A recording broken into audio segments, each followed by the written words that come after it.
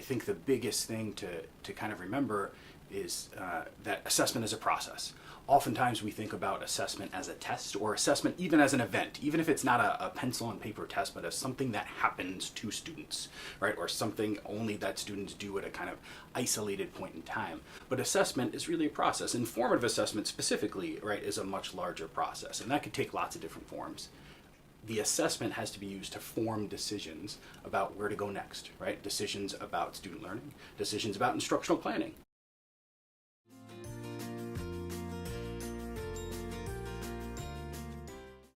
So that initial plan is looking at student goals, looking at learning outcomes. What do we want students to know? What do we want them to be able to do?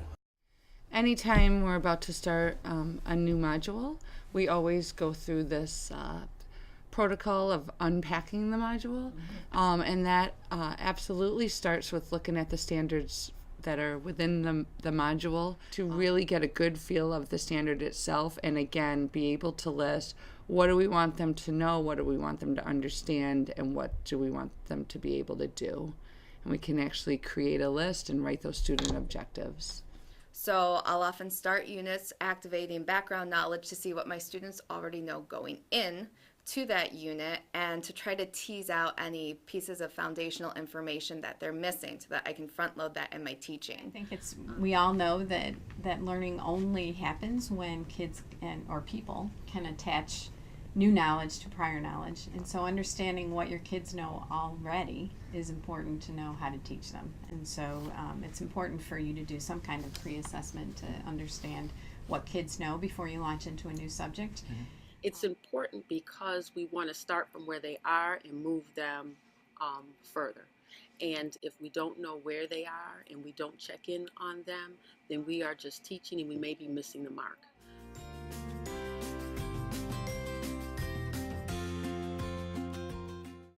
Think, pair, shares are something I try to incorporate a lot.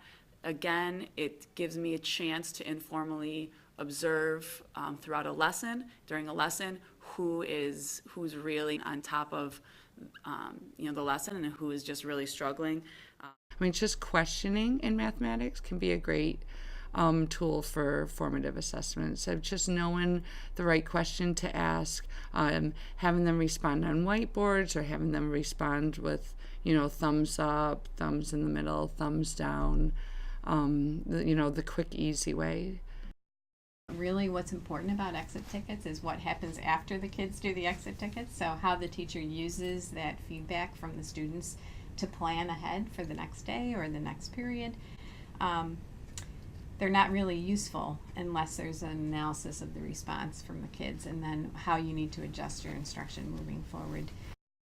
But just simply sorting in 3 piles with the exit tickets is a great way to kind of gauge the class and get a sense of small groups.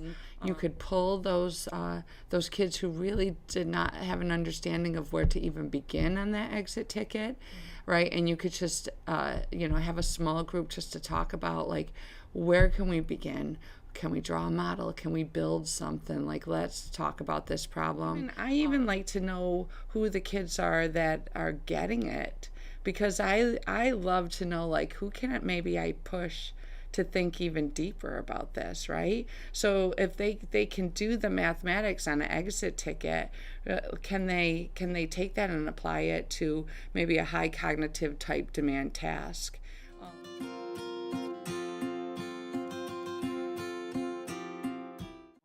Is this idea of not just the teacher sorting, but the student actually sorts, right? So when the student hands in their exit ticket, they can actually let the teacher know as a form of self-assessment, like, I feel like I got this, so I'm going to put it in this bin, as opposed to the students who says, I'm really struggling, I didn't even know where to begin, so I'm going to put it in this bin. Yeah, I try to mix up, the usual, a show of hands, or just give me the fingers, with the new technology, with Google Forms. I feel that as we move on with technology, the best ways is to harness everything from all modes, with digital and non-digital, to get the best information in terms of formative assessment.